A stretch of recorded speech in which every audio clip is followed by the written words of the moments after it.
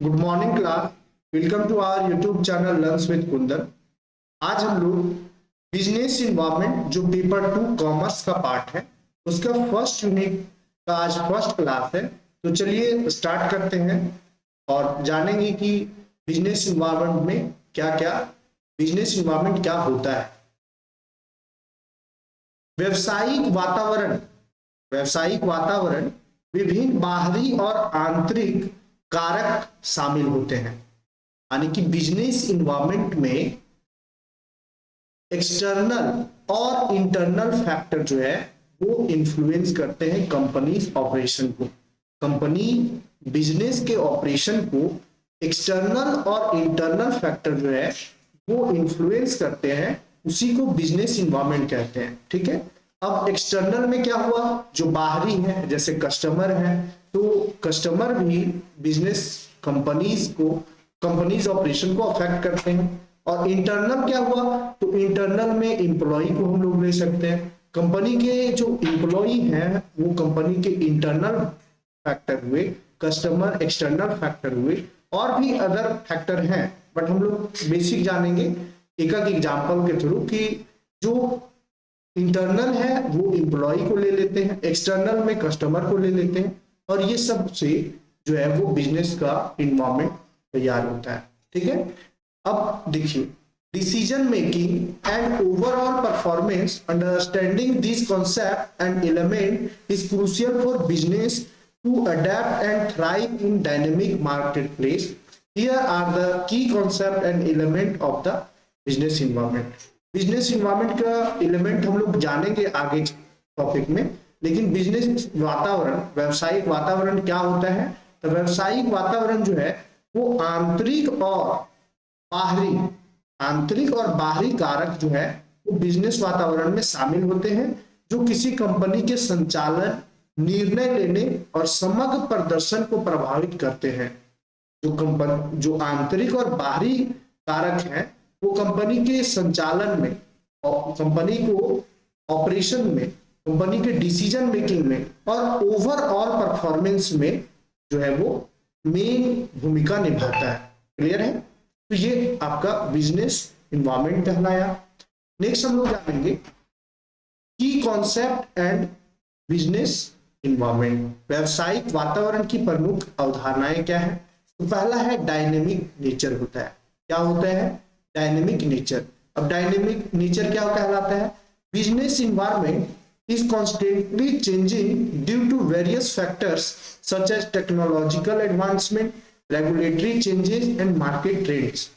Dynamic nature में क्या होता है, बिजनेस जो है वो लगातार गतिशील है, वो चेंज होते रहता है। अब कैसे चेंज होता है, कैसे बदलाव होता है, तो जब टेक्नोलॉजी में बदलाव होगा, सिंपल है कि बिजनेस में आपको बदलाव लाना होगा।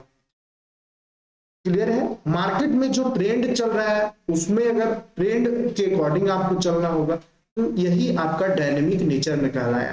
तकनीक प्रकृति, विनियामक परिवर्तन, बाजार की रुझान जैसे विभिन्न कारकों के कारण व्यावसायिक वातावरण लगातार बदल रहा है। ठीक है। ये आपका पहला जो कॉन्सेप्ट है वो है डायनेमिक नेचर। सेकेंड में आ गया आपका complexity. The environment is complex due to the interplay of numerous elements, including economic, social, political, and technological factors. जटिलता कैसे है, तो जटिलता है क्योंकि इसमें इकोनॉमिक, सोशल, पॉलिटिकल और टेक्नोलॉजिकल एलिमेंट जो है वो फैक्टर करते हैं। आर्थिक, सामाजिक, राजनीतिक और तकनीकी कारकों सहित कई तत्वों के परस्पर क्रिया के कारण पर्यावरण जटिल है, कॉम्प्लेक्सिटी है। क्लियर है बिजनेस का। नेक्स्ट है इंटर रिलेटेडनेस का मतलब यहां ये है कि various component of the business environment are interconnected. A changes in one element can influence other.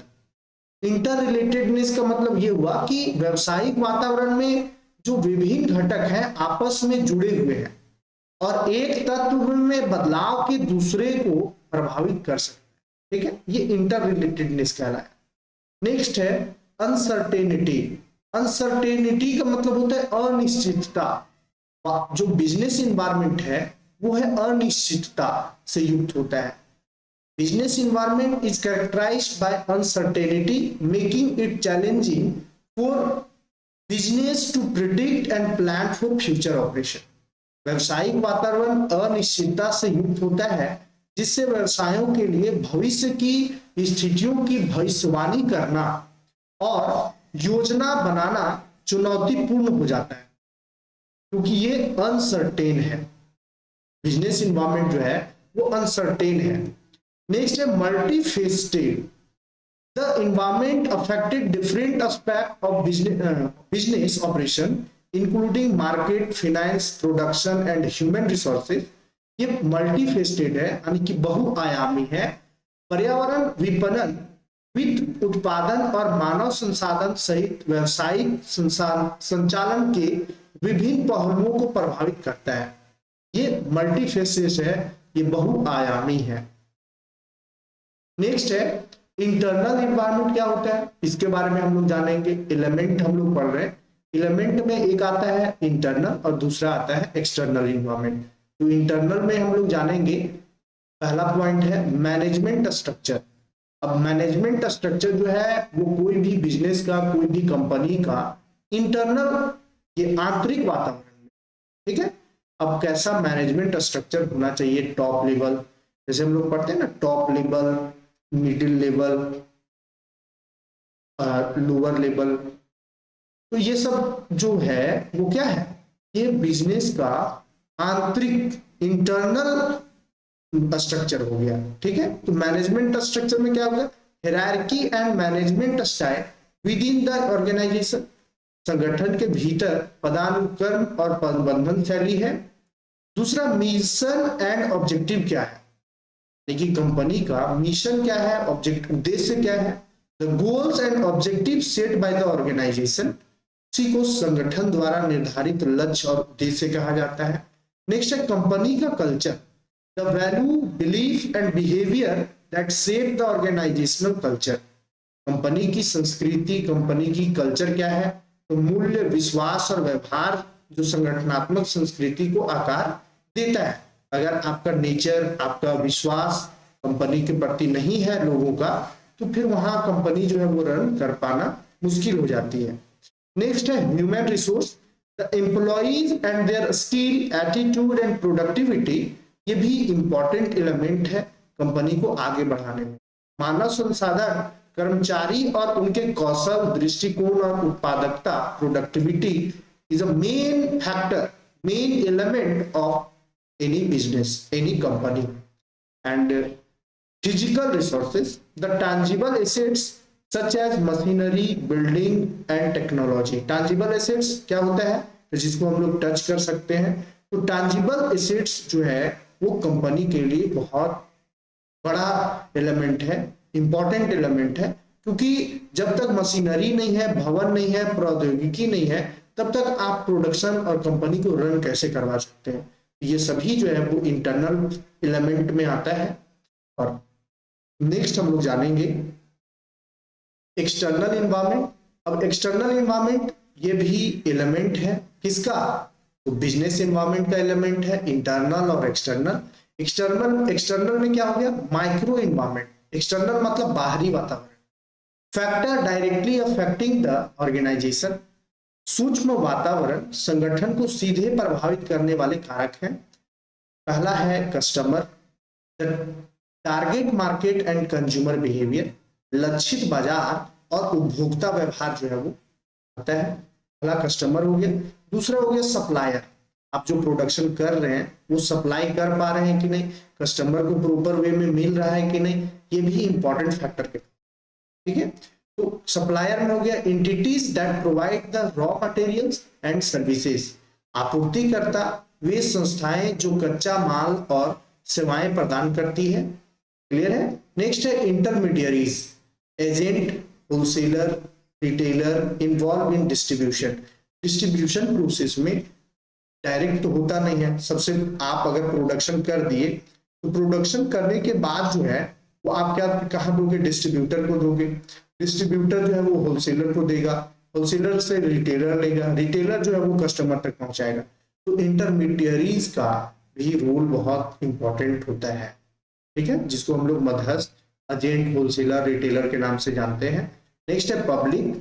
Public's various groups such as media, government and local communities are a external element of the business environment and जनता, जो media, सरकार और स्थानीय समुदाय जैसे विभिन्न समूह हैं, तो पब्लिक कहेंगे। नेक्स्ट है मैक्रो।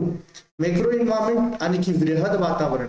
माइक्रो है ये यानी कि सूक्ष्म रूप से संगठन को सीधे प्रभावित करने वाले कारक है, ठीक है, ये छोटे छोटे। माइक्रो मतलब छोटा, इंडिविजुअल कह सकते हो।